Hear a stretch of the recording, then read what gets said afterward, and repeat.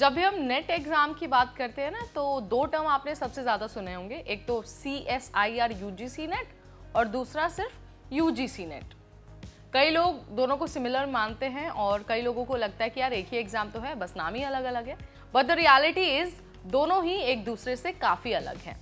हाँ, सिमिलैरिटीज़ बहुत सारी हैं लेकिन डिफरेंसेस भी कम नहीं हैं। सो UGC नेट और CSIR नेट में क्या डिफरेंस है, चलिए आपको इस वीडियो के जरिए बहुत आसान भाषा में 1 बाय 1 समझा देते हैं।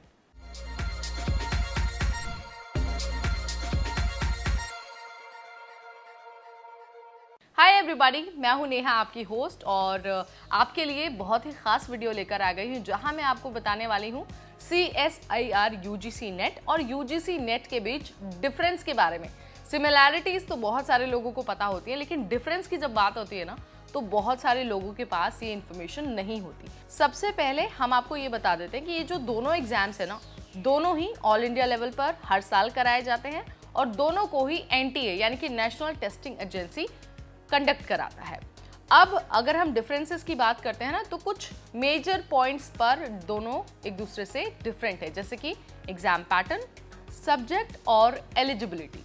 सो इन तीन चीज़ों के आधार पर ही दोनों के डिफरेंस को देखा जा सकता है। सबसे पहले हम बात कर लेते हैं कि आखिर सब्जेक्ट के आधार पर दोनों एक दूसरे से कैसे अलग हैं। सो अगर हम UGC नेट की बात करते हैं ना, इसमें कुल 83 सब्जेक्ट्स हैं, यानी कि आप 83 सब्जेक्ट्स के लिए एग्जाम दे सकते हैं। लेकिन वहीं अगर बात CSIR की हो ना, तो वहाँ पर लिमिटेड यानी कि सिर्फ 5 सब्जेक्ट्स है। 83 सब्जेक्ट्स में इंग्लिश, हिंदी और साइकोलॉजी जैसे बहुत सारे सब्जेक्ट्स हैं। और अगर हम उन 5 सब्जेक्ट्स की बात करें तो उसमें लाइफ साइंसेज, फिजिकल साइंसेज जैसे सब्जेक्ट हैं। सब्जेक्ट्स की लिस्ट क्या है, ये तो आपको ऑफिशियल वेबसाइट पर मिल जाएगा। अब आपको ये बता देते हैं कि एलिजिबिलिटी के आधार पर दोनों में क्या डिफरेंस है। तो सबसे पहले हम UGC नेट की बात करते हैं। अगर आपको UGC नेट का एग्जाम देना है ना, तो ये आपके लिए बहुत ज़रूरी है कि आपने रिलेवेंट स्ट्रीम में पोस्ट ग्रेजुएशन यानी कि MA किया हो, यानी कि जो ह्यूमैनिटीज़ का स्ट्रीम है या फिर जो कॉमर्स वाला स्ट्रीम है, इसमें आपके पास मास्टर्स की डिग्री होना ज़रूरी है, तभी आप UGC नेट का एग्ज़ाम दे पाएंगे। इसके साथ ही आपके जो मास्टर्स है ना, उसमें 55% मार्क्स होना बहुत ज़रूरी है।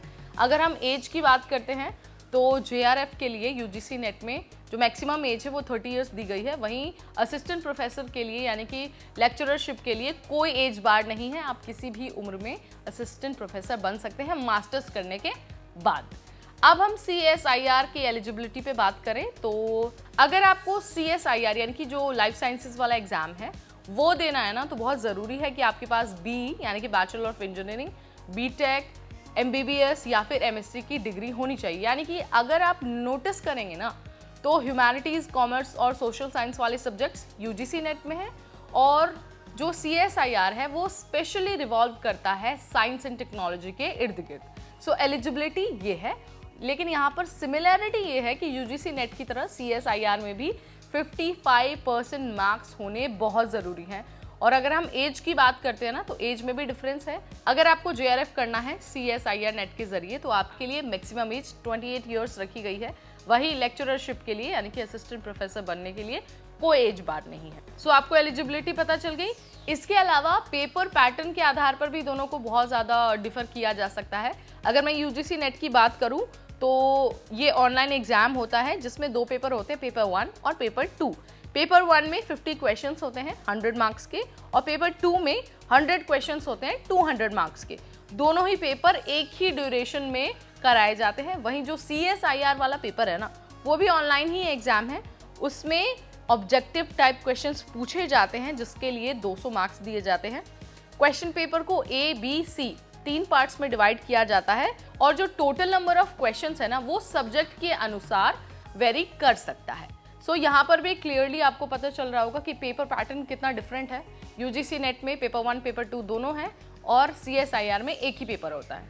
ठीक है, तो अब मैंने आपको सारी चीज़ें बता दी। एलिजिबिलिटी के आधार पर डिफरेंस बता दिया, सब्जेक्ट के आधार पर बता दिया और पेपर पैटर्न के आधार पर बता दिया। अब आपको ये आइडिया हो गया होगा, पता चल गया होगा कि भाई UGC net exam CSIR UGC net exam से कैसे अलग है।